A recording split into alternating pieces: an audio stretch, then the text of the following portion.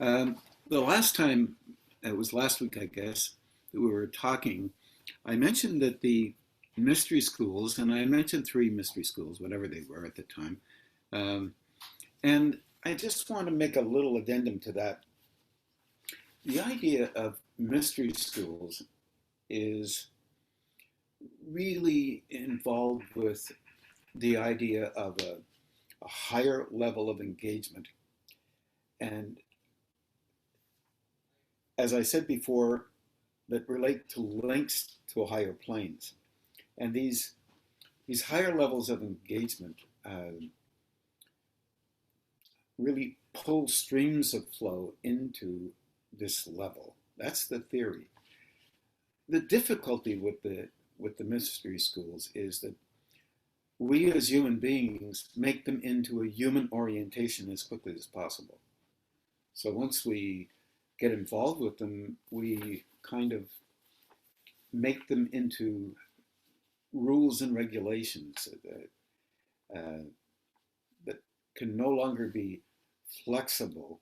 They're more just held in position relative to the starters or the beginners of the mystery schools.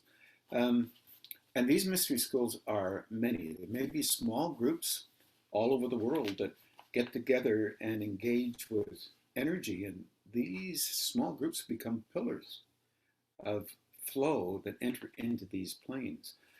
They don't always last. And maybe in a kind of a way, not understood by us, it's a good thing that they don't. They may be bringing in a flow of energy that is quite different uh, than if you remember the relationship that we were talking about that we have with power and rightness and wrongness and things that are valid versus not valid, all the rest of this stuff. There's tremendous flexibility at the higher levels and not much here, although we don't like the idea of thinking that we're not flexible. These mystery schools are going to be in the east, the west, the north, the south, whatever they may be, they are there for the purpose of engaging and helping people and linking in and holding in the consciousness of this domain, this level of consciousness, um, astrally, mentally, and I think I mentioned this before, even physically at other levels of that physicality.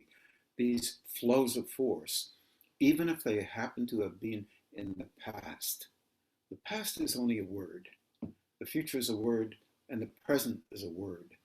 The engagement with time is quite significantly different. Case in point is if you remember your relationship with your past yourself, then you will know that sometimes you have reactions.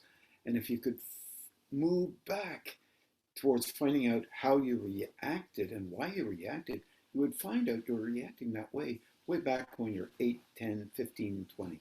And these systems are profoundly involved with a, uh, a hold in time.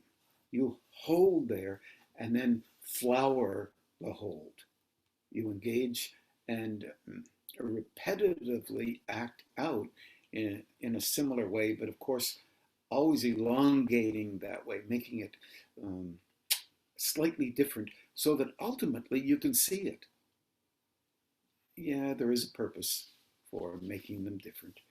But going back to the first statement, that process of time is involved with a timelessness. You can be hooked into a previous life, work through this lifetime in a similar way, and hold that particular lifetime at the age of 12, 13, 14, 15, depending on how you respond to an experience that has occurred in this life. Part of this life is to expose that to you, hopefully, mentally, emotionally, or physically, in a kind of a way so that you can actually see it and say, no, I don't necessarily want to act out that way. I'm held to act out that way, but maybe I can move and broaden out the uh, maturing process of that particular point, reference point in time. these things continue because our relationship, which moves into the next question, our relationship with these kinds of things are involved primarily with an engagement with small little pixel-like structures that relate to the chakras. These things are played. It's like putting water through a funnel. The funnel is made up of experience, small little pinpoint at the end, and that funneling touches these little materials that these pixels are made up of and expresses out in our lifetime so that we can soften down the pixel, not necessarily agree with it, and that way we can fundamentally shift our relationship with the thing that we call personality, which is really gossamer energy that is tightly affixed to and relates directly to the cultivation of these, the opening of these centers. And they are not focused personally.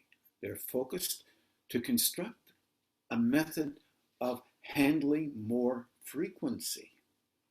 If you can handle more frequency, your personality becomes less focused on the importance of you and more focused on the realization that flow is operating through you for a purpose yet unknown to you in a moment. And you learn what that purpose may be all about. There's a question here that, first of all, maybe I can do this one first. This one was from Doug Legacy, and we didn't get a chance to talk to it the last time. He says, I feel like I'm back in grade school, learning to read, only this time with the Brow Center. What's happened here, and I said, Doug, maybe this might be too personal, but maybe not. What's happening here is Doug's Brow Center has opened in a manner that reflects a measure of the Brow Center, not a measure of the lower centers moving up through the system to broaden out a Brow Center, but the Brow Center itself has reached a stage where it is able to open within itself, not caused by lower structures, but caused by a whole engagement with frequency within the Brow Center itself. This is not talked about, generally speaking, at all. Matter of fact, one would hope that people know about it, but it's really not talked about. And what that really means is this: as the brow opens beyond the sequential relationship that we have in terms of academics, in terms of learning, in terms of narrowing down images that relate to our personality, our relationship with feeling comfortable within our own skins, kind of a fusion of these lower systems and energies that combine within them, flowing through the system so that we are literally at least a little bit involved with the linking of all of the centers. Ultimately, this Brow Center only, by the way, a Brow Center in this example is only an example. Other centers do the same thing. But the Brow Center begins to open, and it stretches to the level that the integration has occurred to the three lower centers. Meaning, the three lower centers are content with opening up that Brow Center or any other center so that there is a broadening out and a strengthening of the upper centers. So ultimately, the lower centers can be affected. In other words, in some of the books like the Sutras of Patanjali, very interesting thing, not really explained quite like that, but he said there are, let's say, 7 levels of developmental processing, but the details of those engagements with 7 levels, not very clear, because if the details are known, then people start talking like they know something. It was a very dangerous thing in the ancient past. and still is today, even more so today, I think, because the power of the personality in the midsection of all society is very firm, very strong. Relationship with this brow center, though, however, is quite interesting, as the brow tends to open just a little bit more than what is significant from the encouragement of the lower centers, because they work together as a team. It opens and sends energy downward into the cornerstone, as the Christian orientation would call it in terms of the Sephiroth, the cornerstone of the root gonad solar plexus reflections, and broadens out those three centers. Broadens out also any engagement that the three centers have with the heart center, the throat centers, and many centers in the throat, and the crown center, and this real flow of energy off the ear area, which is often talked about as part of the throat center conglomerate. When this begins to happen, and Doug is right here, you feel like you're starting all over again.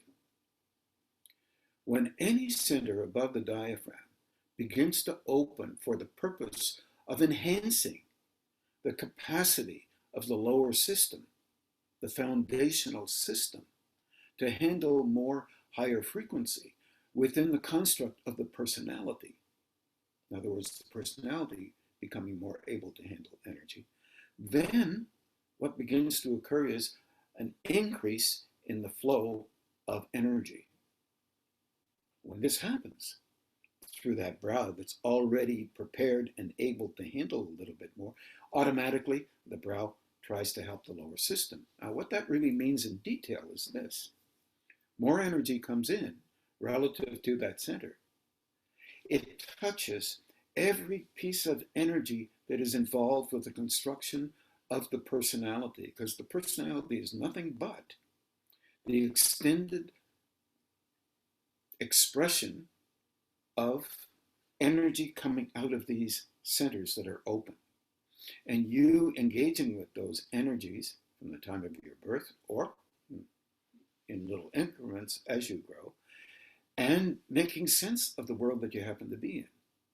Now, some of you are very well developed in terms of the solar plexus and the link up with that brow center. And the throat center has been strongly constructed with the root and gonad center.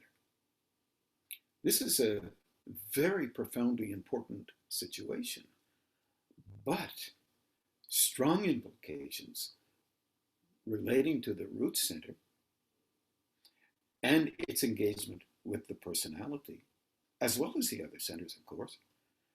There is a composite relationship that is flexible. It's as if the energy is flexing its engagement with life and learning how to indent and perform and shove out and reseed energies into this image structure that we are about as a personality, and express it externally to put forward a view or a belief or an option different than other people's options, right? Things like this. So the personality in itself is a cultivation of all of those centers, whatever happens to be open. In many, the lower ones are dominant. Once that brow center gets to the point, where it's trying to shift the dominance of the three lower centers, meaning it's operational in relationship to another plane just a little bit so that the energies can be helpful to the broadening out and the seeing of what lies within. Automatically, at that point, the personality reflexively responds and expresses itself as vulnerable. So, a very good question under those circumstances is this: what do I do when I'm vulnerable? Ask yourselves that question. Could this vulnerability be caused by an increase in the flow coming from a center that might be helpful to me, but I'm not willing to have myself helped. I want to have a mirror image of myself, literally, that is bigger than what it is now, because I know how right, how wrong, how this, that, how important I am in the world. Well, the brow opens even more, stimulating the throat center even more. Both of these centers are geared to open the upper part of the heart center. So, what does that really mean?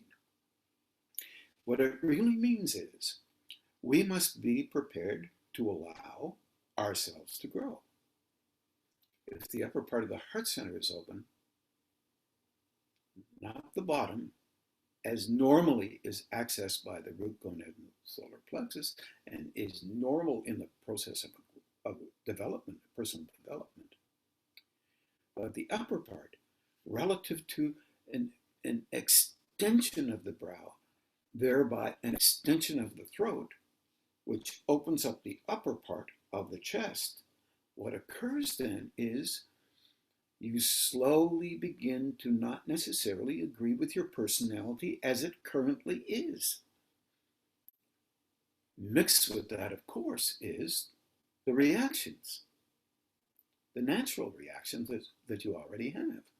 They say, I feel vulnerable, something's off, something's wrong. I want to be the same as I was before, times 2, times 3, times 4, whatever it happens to be.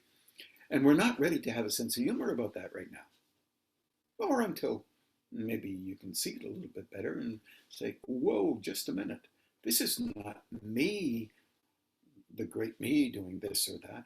This is that flow entering in, preparing the way for this natural, normal cornerstone of my existence to be broadened out, and thus my past developmental structure, past lives, but current past, to be helped in relationship to being able to perceive or see that which is there, but not judge it. Learn how to be kind to it and help it in the best way we can to try and support its development beyond what we've already decided is valid for us. You can see that this might be discomfortable or uncomfortable, sorry. Give us some discomfort. This is exactly what Doug is going through right now. He's being touched by this, and the effect is that he feels jumbled, and there's kind of a impact of energy coming from the brow, and it seems to be doing something inside the context of making sense of things. This goes on for a period of time. Fortunately for Doug, he has the kind of mind that can allow himself to not necessarily think that he's the king of the castle, which, by the way, is rare in our world, or hope to be a king of the castle or a queen of the castle or whatever it may be. At very best, these mystery schools that I was talking about are trying to seed this level of energy with the ideas that we are trying to be helped to understand this broader relationship with internal development, so that it's not about how important we are if we have an internal development going on. It's about we're in a process of engagement with an area of relationship with ultimate development, but it's relative at this stage, same as most of our truths are relative at this stage. So this is a little confusing, perhaps, but not necessarily so. If you, those who are listening to me, have experienced this, you will likely be set with the idea of having a few experiences that you really don't understand, but you try and come to grips with them by coming up with some explanation, whether it be yours or somebody else's, and that's fine for a while, and that's okay. Ultimately, if vulnerability is there, you will the classic way of dealing with that is that you, if you're in groups of people, you become more important for a while. Eventually, you begin to recognize that importance isn't the target area of this energy. Target area of the energy is prepare you to be helpful to others. I think I said that in the last time I was talking to everybody about the impact of these mystery schools, because they are very valuable as long as they don't gain access to a personality like we have. And that is the natural tendency for most of these mystery schools. However, in most of these mystery schools, always there are those who would be helpful in that and would try and gentle that down. There's always a reflex to protect against that kind of adjustment that might occur because of the natural tendency in our society to give tremendous credit to those who are dominant, or in theory, at the top. In the oldest relationship that you can ever have with a mystery school, it was originally called something like the followers of Jesus, or the followers of Krishna, the followers of Buddha. Initially, there was no personality orientation, although it might look as if there might have been. Spending 40 days and 40 nights in the desert trying to deal with his own ego drive, trying to get it to the point where it understood what the ego was about. So that even though he had the power to do almost anything, he wasn't interested in having that power because he already had the link up with a higher level. And that was more important than anything, because any power on this plane is subject to fates. You have great one day and not so great the next, and subject to others who would be dominant in those particular states, reference states. And of course, in the Christian orientation, Christ gets on a cross and he doesn't do it on his own. And whatever you think, and at the same time, he still has his link up. And the link up is very profound.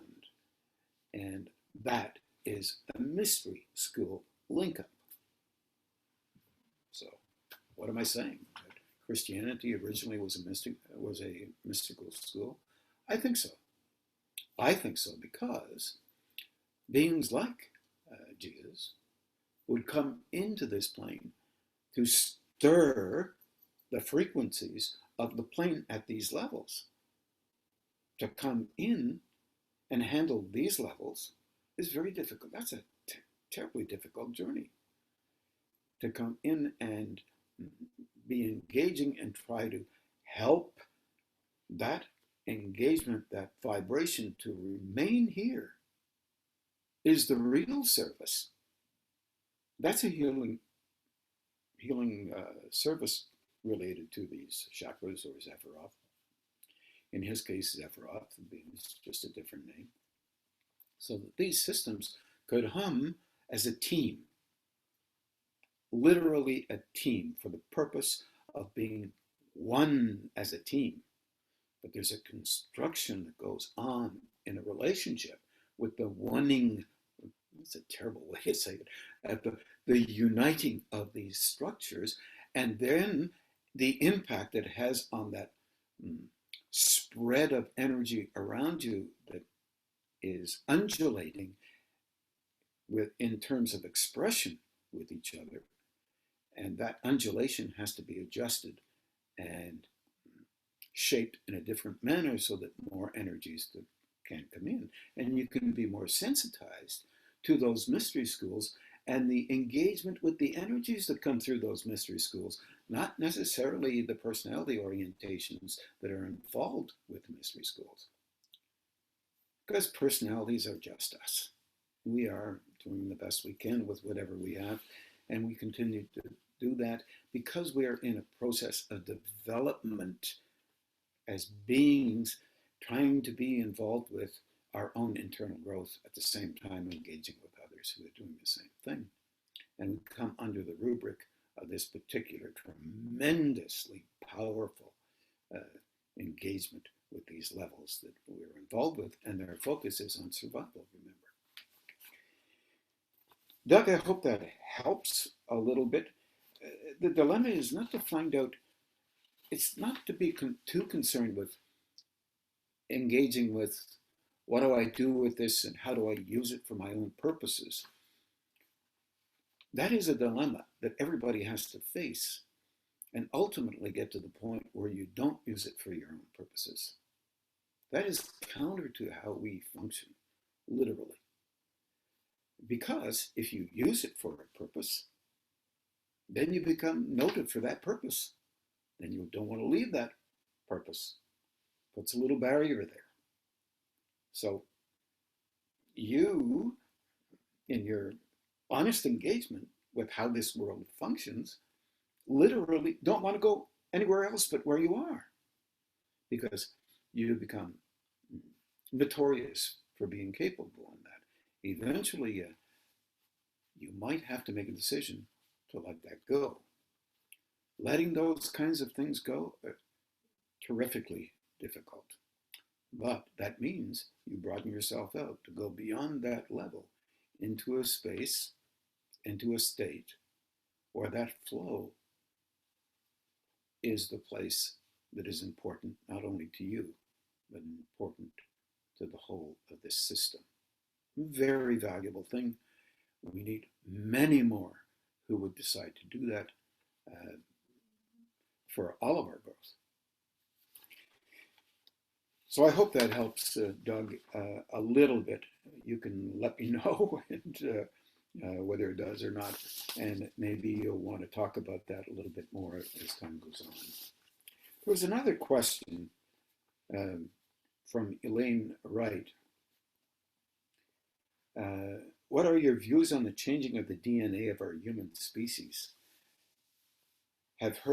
She has heard and read that during these times of change, our double helix is being upgraded to a 12 strand. After the reported change, it is said we will be able to access other dimensions and worlds due to our upgrade in vibration. Sounds very exciting for me and for the future of the human race. This works into what I was talking about.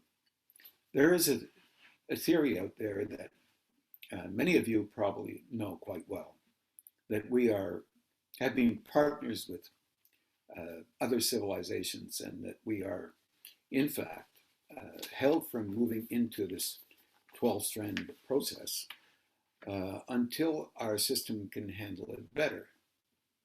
May be true, may not be true. There are so many theories out there. But in this particular case, after the reported change, it is said we will be able to access other dimensions and worlds due to our upgrade in vibration. If this is true, and we engage with other dimensions, having the same kind of personalities that we have now, I pity the other dimensions. I also pity us, because there would be so much that we wouldn't understand. And from our perspectives, we make it up as we go along, very sincerely, and with no disrespect to anybody. We believe we know something, even if we don't. So this kind of characterization, by the way, is natural, because what we are trying to basically do is move into an understanding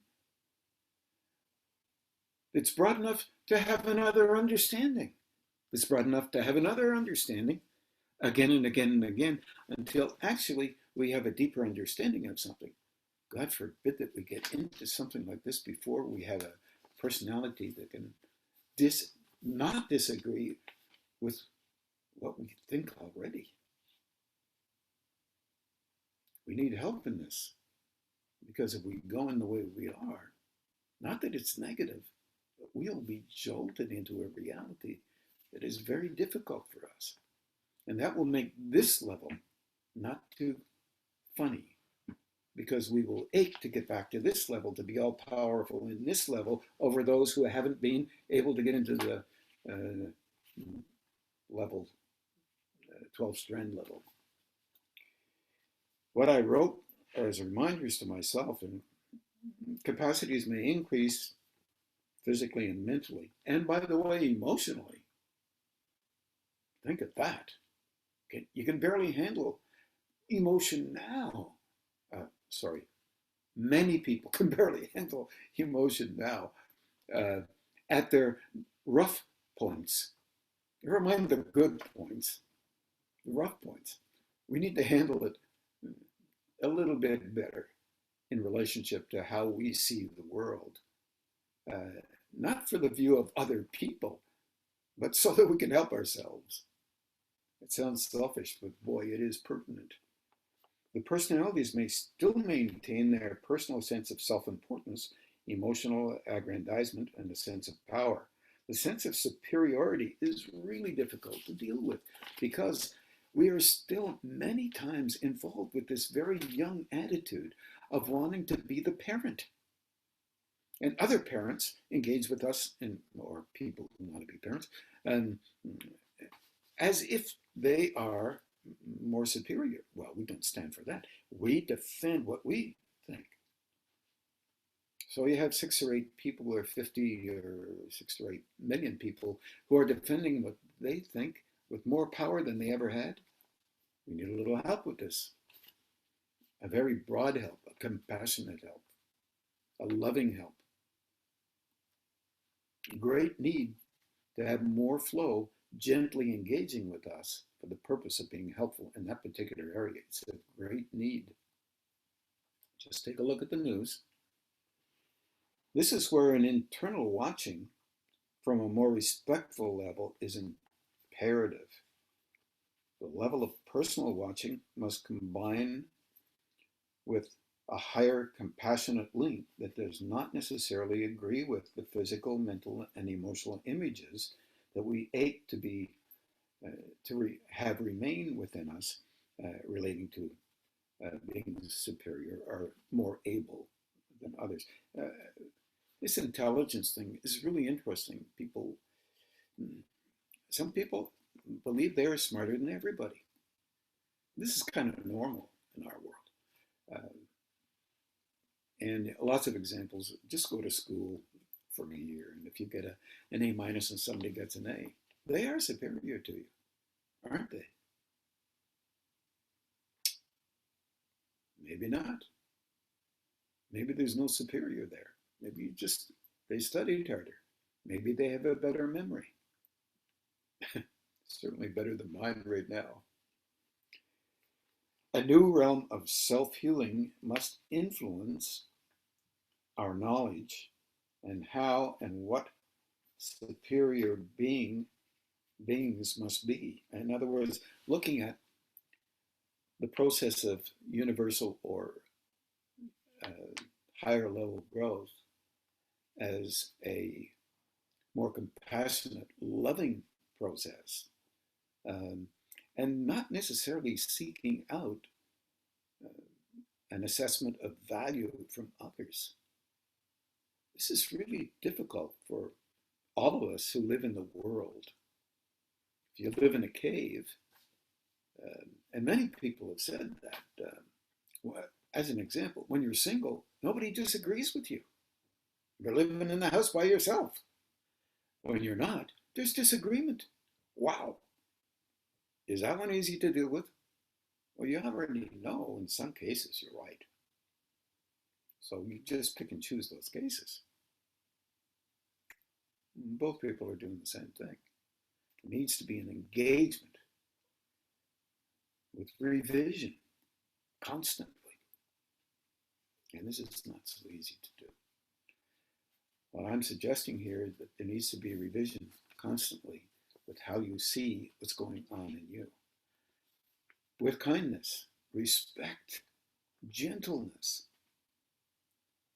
and always the hope, whether people believe in hope or not, the hope of learning just a little bit more today and trying to understand a little bit better and recognizing how difficult it is to do that, and realizing that everybody else has the same kind of degree of difficulty, whether they believe that or not. Makes it harder if they don't.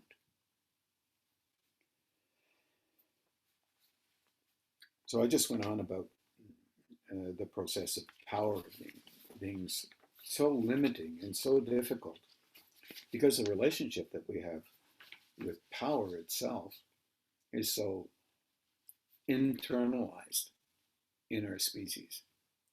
It's a natural thing too. I think it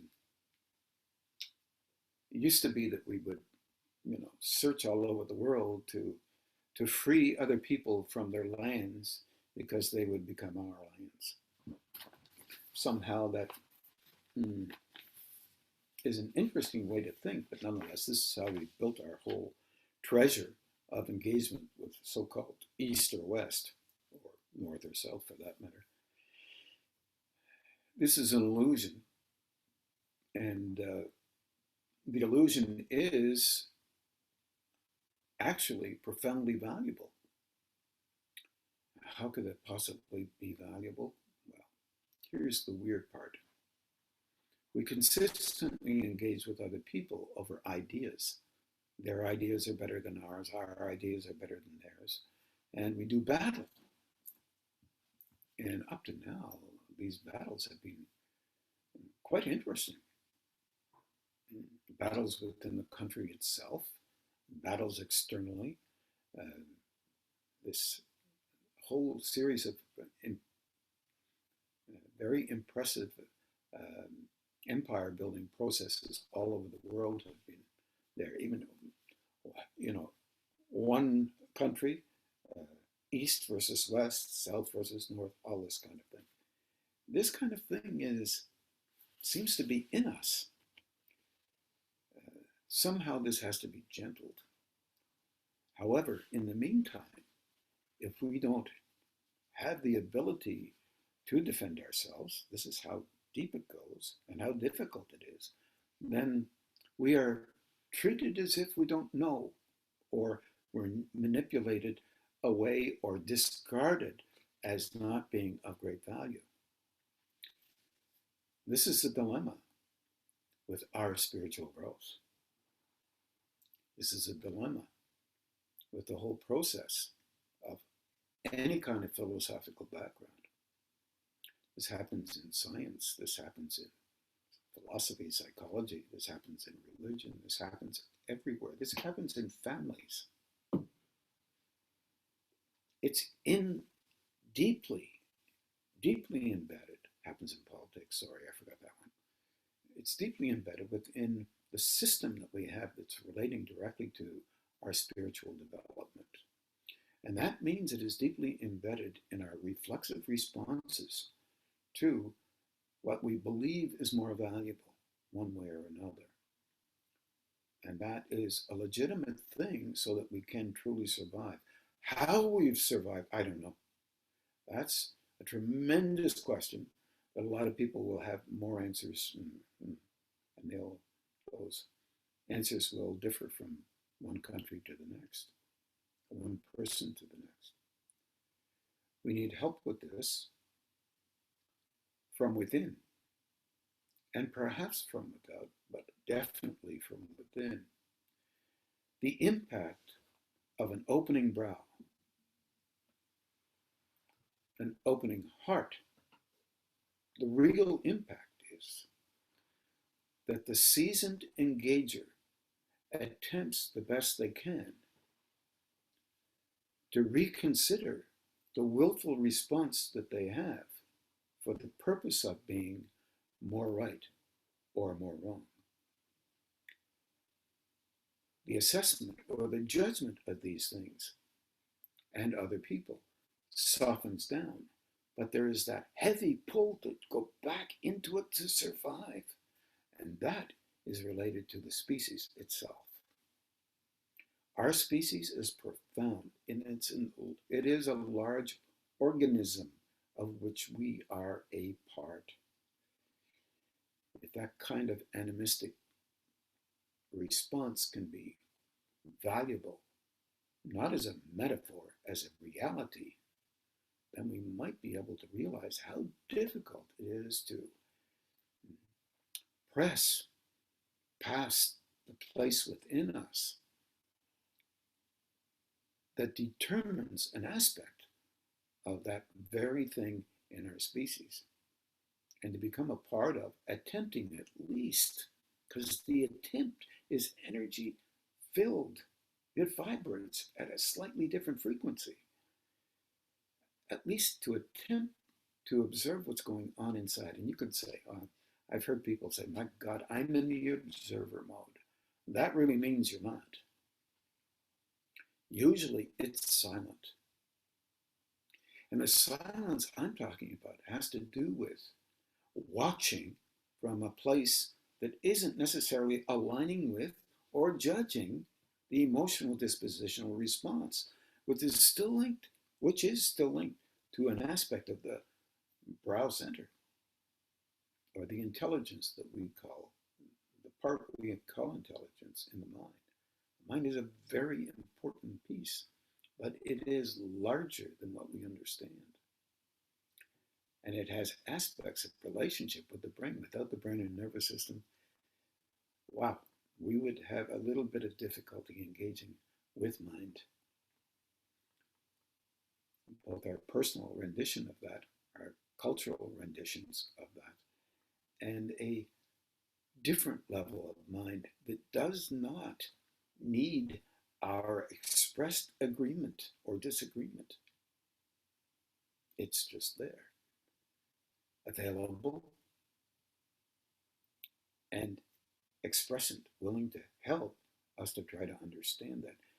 Now, causes all kinds of problems, and I'm not going to get into some of those problems, but the issue there, when you're talking about mind, is that it sounds as if it is aware somehow, or contains somehow awarenesses beyond what we understand yet. Or it might be truly conscious somehow, or a field through which others who are conscious can engage, but when in it at that level, their personal relationship is silent. So the dictates of the personality at these lower levels are not necessarily expressed, but are used for the fulfillment of a relationship with others, used by mind, not used from the lower system up. In the lower astral levels, the individual personality has within it, if they are out of body, the discourse of their personality that goes with being out of that body, and a kind of sense of elation or superiority that is not real, but is dynamically self-interested, or has a strong belief in what they believe is true. And therein lies a very difficult area.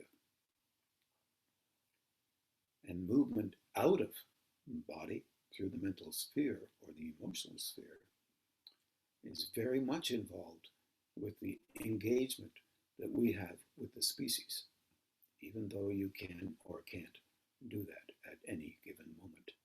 It also is involved with strong belief systems of any culture. Having met people who have been able to do this quite easily, their purpose is to help others to believe the way they believe, and that will help them. Unfortunately, there's partial agreement with that. Beliefs help you to get to a place which allows you to see differently than what you believed before.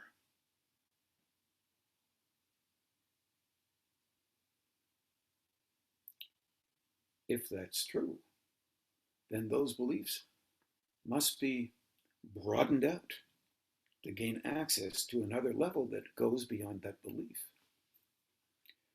Having just spoken this, there is an immediate reflex in our social systems to be the first person to engage with a different one, meaning has nothing to do with any reality of truth at all. Just relates deeply to a personal truth that presents you as a person that is very vital and very important. In that whole process of higher mind, you quickly realize that when you're in the level of higher mind, your personality is simply a structure through which that flow can enter and be of real universal service. However, we all have many, many, many ideas about that. And I just like to leave you with the ones that I have. And since I'm the one talking, these are ideas that seem to make sense to me. I wish you well, everybody, and I hope you have a terrific meditation. Good night.